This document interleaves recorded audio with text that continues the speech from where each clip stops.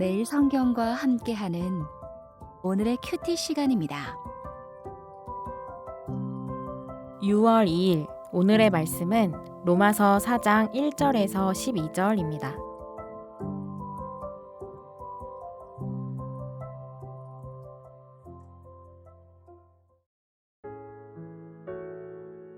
그런즉 육신으로 우리 조상인 아브라함이 무엇을 얻었다 하리요? 만일 아브라함이 행위로서 의롭다 하심을 받았으면 자랑할 것이 있으려니와 하나님 앞에서는 없느니라. 성경이 무엇을 말하느냐? 아브라함이 하나님을 믿음에 그것이 그에게 의로 여겨진 바 되었느니라.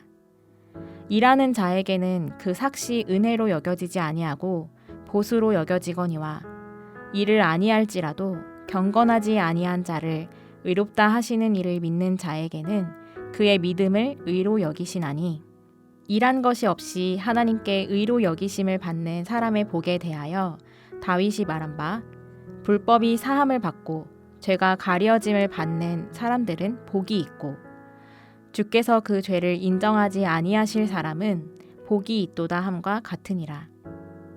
그런즉 이 복이 할례자에게냐 혹은 무할례자에게도냐? 무릇 우리가 말하기를 아브라함에게는 그 믿음이 의로 여겨졌다 하노라. 그런즉 그것이 어떻게 여겨졌느냐? 할례시냐 무할례시냐? 할례시가 아니요 무할례시니라. 그가 할례의 표를 받은 것은 무할례시의 믿음으로 된 의를 인친 것이니, 이는 무할례자로서 믿는 모든 자의 조상이 되어 그들도 의로 여기심을 얻게 하려 하심이라. 또한 할례자의 조상이 되었나니 곧 할례받을 자에게뿐 아니라 우리 조상 아브라함이 무할례시에 가졌던 믿음의 자취를 따르는 자들에게도 그러하니라.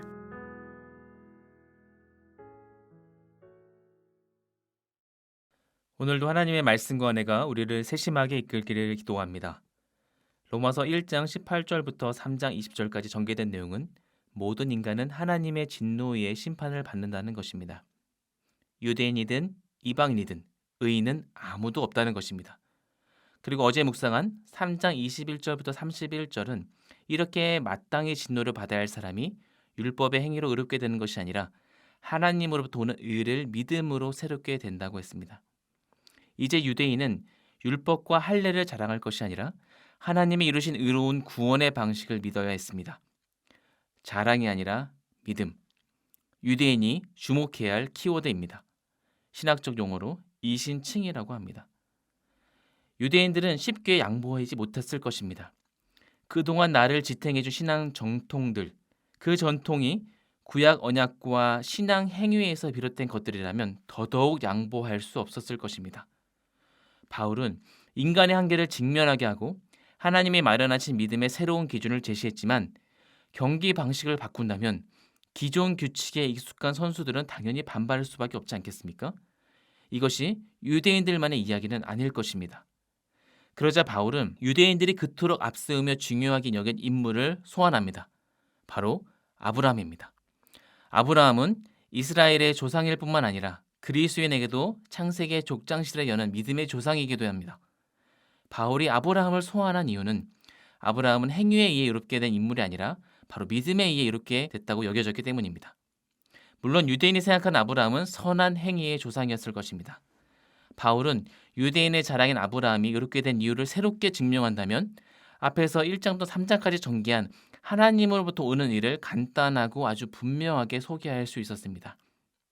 그렇다면 성경에서 아브라함에 대해서 뭐라고 말하고 있을까요? 창세기 15장 6절에 아브라함이 하나님을 믿음에 그것이 그에게 의로 여겨진 바 되었느니라 라고 기록되어 있습니다.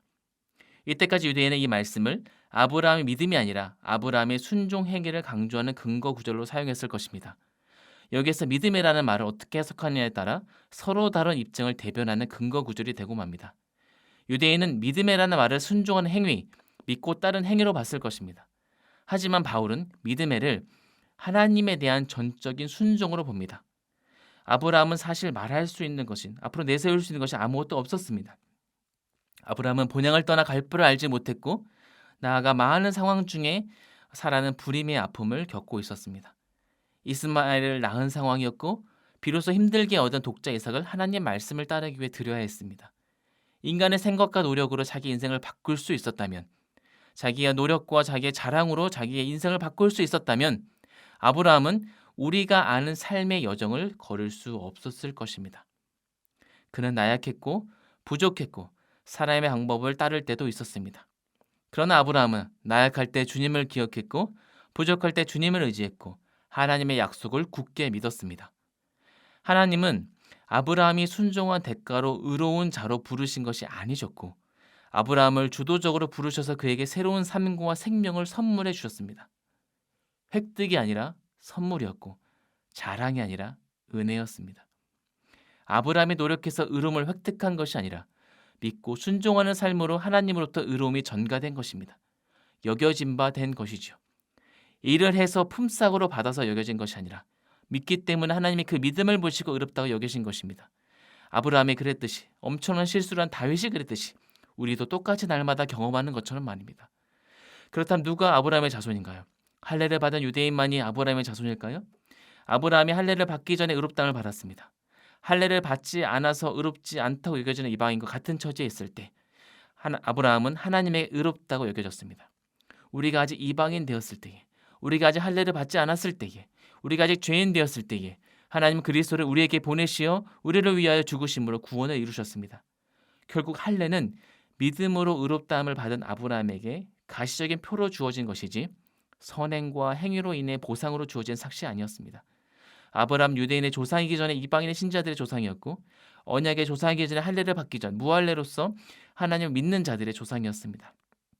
이 말은 유대인이 한 아브라함을 자신들의 조상으로 앞세울 수 있지만 이방인 그리스도인도도 믿음의 조상으로서 아브라함을 앞세울 수 있는 결론에 도달하게 됩니다.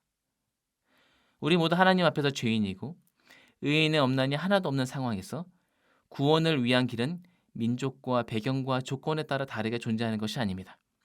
하나님도 한 분이요, 주님도 하나요, 믿음의 길도 하나입니다. 애초부터 하나님은 제법 괜찮은 사람을 선택하여 그들의 멋진 행위에 대한 대가로 구원을 베푸신 것이 아니라 하나님이 이루신 일을 믿는 자를 구원하려는 계획을 세우신 것입니다. 우리 모두에게 이 은혜와 고백이 있기를 소망합니다. 함께 기도하겠습니다. 하나님, 자랑이 아니라 믿음으로 하나님을 향한 제 마음을 고백하는 하루를 보내게 해주십시오. 우리의 길이요, 진리요, 생명이신 예수 그리스도의 이름으로 기도드립니다. 아멘.